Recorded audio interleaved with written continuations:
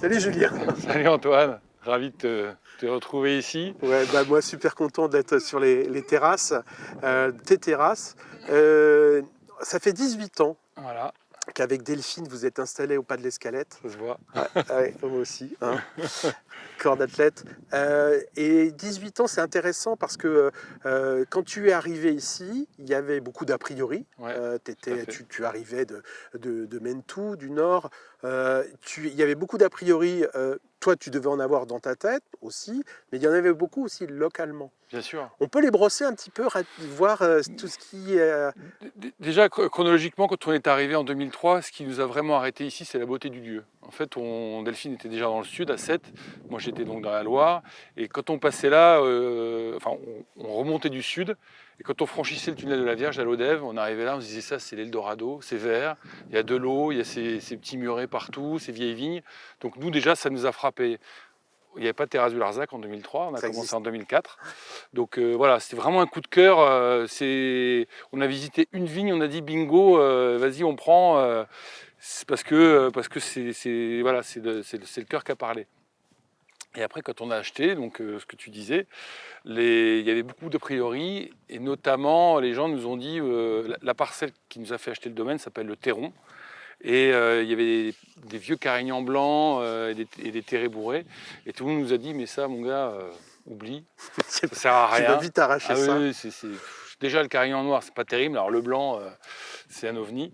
Et puis moi, venant de la Loire, je dis, ben, je vais quand même les presser, on va en faire du blanc. Et puis c'est là que je tombe sur quelqu'un comme Mapoule qui présente ça à quelques sommeliers. Philippe Noyer, un grand Philippe, distributeur parisien. voilà, qui présente ça. Et tu fais découvrir d'une certaine manière le Carignan blanc, hein, parce qu'il n'y avait Ouais. quasiment pas d'étiquette à Non. l'époque qui revendiquait ce cépage. Très peu, très peu. Il y avait, mais il y en a toujours très peu en fait. Hein. Il y avait Daniel, peut-être le comte de Floris, Je peut-être. pense que Daniel, ouais, Était... Daniel avait déjà, il a des carignans gris d'ailleurs, je crois aussi, mais c'est déjà il le mettait en avant. Enfin, vous Après, étiez les premiers. Mais si tu avais écouté ah tout le oui, monde, ah oui, t'aurais t'es arraché. arraché. Ouais.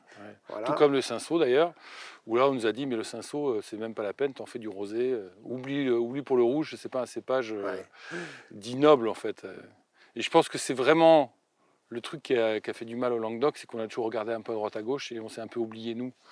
On s'est un peu oublié l'identité quoi. Et je pense que moi, une des plus belles décisions qu'on ait prises avec Delphine, c'est de se dire on est Grenache Carignan, quoi. On veut rester sur les cépages locaux, on va pas partir sur des cabernets. Mais Grenache Carignan, et là je rajoute encore un étage sur les a priori, quand même, là on est quand même au nord quand même Ouais, des terrasses. Hein.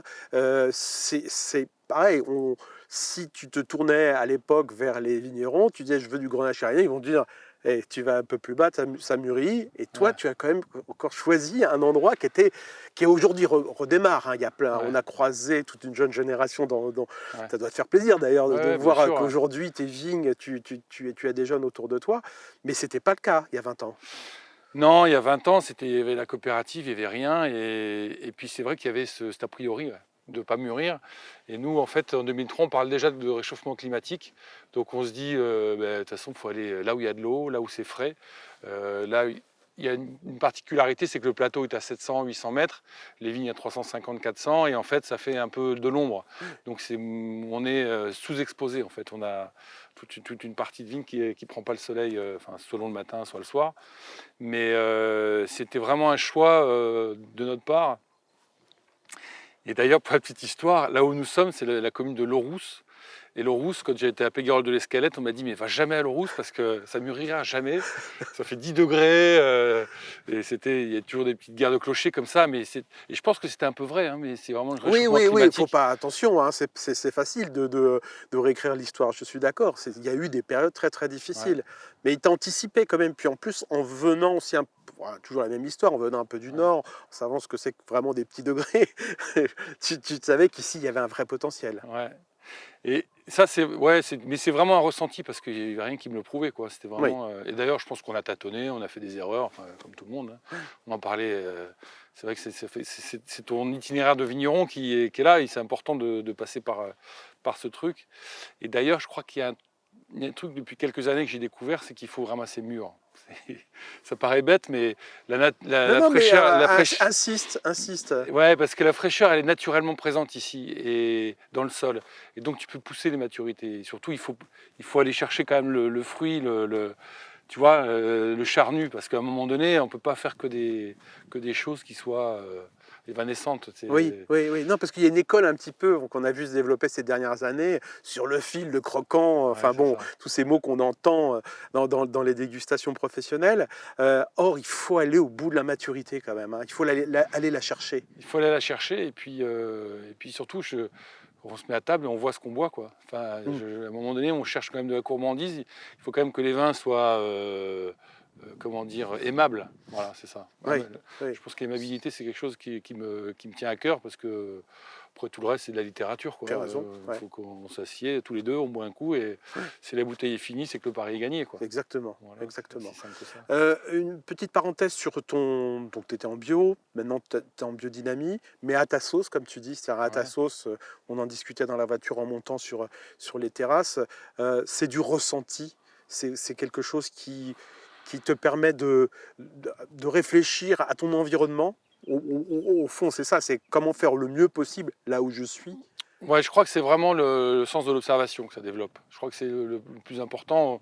On peut appeler ça le bon sens paysan. Il y a plein de mots pour l'exprimer, mais je crois que c'est la biodynamie nous a apporté ouais, le sens de l'observation et puis l'écoute de soi. Nous, on a changé. Mhm. Alors après, le curseur, où est-ce qu'il est? C'est dans le détail. Est-ce que c'est la préparation 500 qui l'a fait? Est-ce que ça, je peux pas le répondre, quoi. Mhm. Ce qui est sûr, c'est que fondamentalement, nous, on a changé. Nos vignes ont changé et puis ça en découle des vins différents. Donc, Oui, oui. mais je reviendrai. Ça, c'est inévitable. Tu feras pas jamais machine arrière. Ah non, non. Enfin, sur la biodynamie, peut-être qu'on fera des choses différemment. Tu vois, sur des préparations, des tisanes, on va travailler. Mais après, sur le bio, ça, c'est sûr que non. Enfin, c'est trop de plaisir. Cultiver un sol, voir le vivant. Aujourd'hui, on l'utilise à toutes les sauces, ce mot. Mais Oui, mais il a il un est là, sens. ouais. Ouais, Ouais, dans les vins, c'est flagrant, hein. ouais, De toute façon, ouais. ça c'est clair.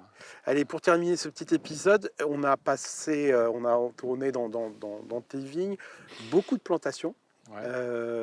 Que tu sais très bien que tu travailles pour tes fils. Mm. Et puis là aussi, tu as changé ton regard. Bon, tu loues le travail que vous faites en commun avec Lilian Périllon, le fameux pépiniériste, mais tu m'as montré une parcelle tout à l'heure de Carignan-Banc, gris, les Grenaches, et je t'ai senti, comment dire, épanoui devant cette plantation. Tu t'es dit, c'était ça que tu cherchais, que là, tu as réussi Mais à... c'est-à-dire qu'en fait, parce que c'est quand même un itinéraire un peu compliqué quand tu plantes. Il faut rien négliger. Donc tu commandes tes plants 2 ans à l'avance au moins. Tu réfléchis ton assemblage. Tu prépares tes terrains. Il faut que tu te trompes sur le sens de plantation. Tu sais que tu es en bio, donc il va falloir travailler avec des intercepts, etc. Donc tu as ça, est-ce que palissage, pas de palissage, enfin tout ça c'est réfléchi. Et là où je vous ai emmené tout à l'heure, c'est vrai que c'est un peu c'est 15 ans, Aboutissement. 15 ans de réflexion, quoi. Oui. Et là je sais qu'on y est, quoi. D'ailleurs, il n'y a pas un manque.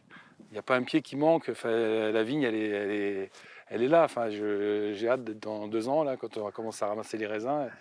Je sais que ça va être bon. Enfin, j'ai aucun doute, quoi. Et c'est pour ça que tu m'as vu heureux, parce que c'est compliqué. D'ailleurs, quand on est jeune vigneron, je crois qu'il faut planter, quoi. Et ça, on le néglige. Et il faudrait planter 10 arts ou 20 arts tous les ans. Parce que il faut renouveler, il faut penser au suivant, il faut penser à la pérennité de son exploitation.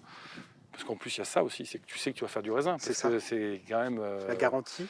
Et puis la légende un peu vieille vigne aussi, on en parle aussi, ces fameuses vieilles vignes. Il y en a des très vieilles, remarquables, mais on a un ventre mou dans 20-50 ans, de vignes qui ont été plantées à une époque pas très glorieuse, et qu'on subit un peu quand même ici. Mais il y a eu cette époque un peu au niveau des clones, quoi. Ça commence en 70. Particulièrement sur la Syrah. Ouais, là, la Syrah, c'était la catastrophe. Moi, j'en arrache. des Syrah qui ont 30 ans. Voilà. Alors il y avait peut-être mauvais travail du pépiniériste, des vignerons, Il y a plantation. beaucoup de facteurs. Ouais, il y a beaucoup de facteurs, la taille, enfin il y a plein de choses qui rentrent en ligne de compte, hein. C'est difficile d'incriminer quelqu'un, mais c'est vrai que ça fait du mal, quoi. Et aujourd'hui, repartir sur des sélections massales, on fait table rase, quoi. On peut se dire peut-être qu'il y a peut-être moins de profondeur dans les vins, mais j'en suis même pas si sûr. De toute façon, une vieille vigne qui a de mauvais matériel végétal, ça restera toujours une mauvaise vigne. Oui.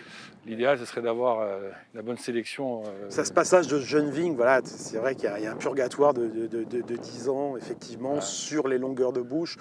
Mais il y a tellement d'autres sensations aussi. C'est pas C'est une ça. obsession, la longueur de bouche, hein. Non, tout à fait, ouais, parce que tu as la complexité quand même, hein. Ça, c'est... Moi, pour l'anecdote, c'est le grenache gris que j'ai planté avec Lilian. Oh, la troisième année, mais j'ai mis ça dans la cuve, j'ai dit mais c'est quoi ce truc? Non mais c'est vrai, tu vois, j'en ai la chair de poule, c'était énorme quoi. Tu te dis putain il y a tout, mais pourquoi je l'ai pas fait avant? Mais tu vois, c'est là où tu te dis mais pourquoi je l'ai pas fait avant? Parce que tu avais des vieilles légendes, tu te dis ben, si jamais t'as pas que des vieilles vignes, tu peux pas faire des grands vins. Et là, comme tu dis, il y a peut-être, ouais, il y a encore sur la profondeur, mais par contre sur le, ça pète quoi, t'as du fruit, Ouais. c'est génial.